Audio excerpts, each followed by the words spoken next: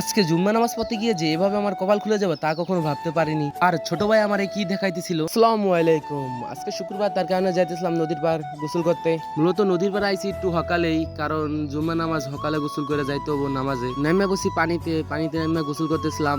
আজকে নদীর পার আবহাওয়াটা মারাত্মক ছিল, সেটা বলার মতো না। বাড়িতে এসে রেডি হয়ে যাইতেছিলাম নামাজে। আমাদের বাড়ি থেকে মসজিদটা একটু দূর, কারণে হাঁটতে হাঁটতে চলে আসলাম আমাদের মসজিদে। এসে একটু ভিডিও করতেছিলাম, আর ছোট ভাইটা আমাদের গপ গপ দেখাইতেছিল। তারপর চলে আসলে আমাদের জনপ্রিয় কন্টেন্ট ক্রিয়েটর। আজকে মসজিদে অনেক পরিমাণ মানুষ হয়েছে, সেটা বলার মতো না। একটু পরে নামাজে খাড়াই গেলাম, নামাজ পড়তেছিলাম। নামাজ পড়া শেষ, সবাই মিলে বসেছিল, আমিও বসেছিলাম। এই ভিডিওটা কেমন খারাপ লাগছে কমেন্টে বলে যায়। একটু পরে দেখতেছিলাম যে সবাই যাইতেছিল গা, তার একটু পরে মিষ্টি দিয়েছিল। আমি উপরে থেকে ভিডিও করতেছিলাম, আর পরে অবশেষে মিষ্টি পাইছি। মিষ্টি তো পাইছি অবশেষে, মিষ্টির পুটলাশও নিয়েই বসছি। ঝোল দেখাইতেছিলাম বরাই বরে।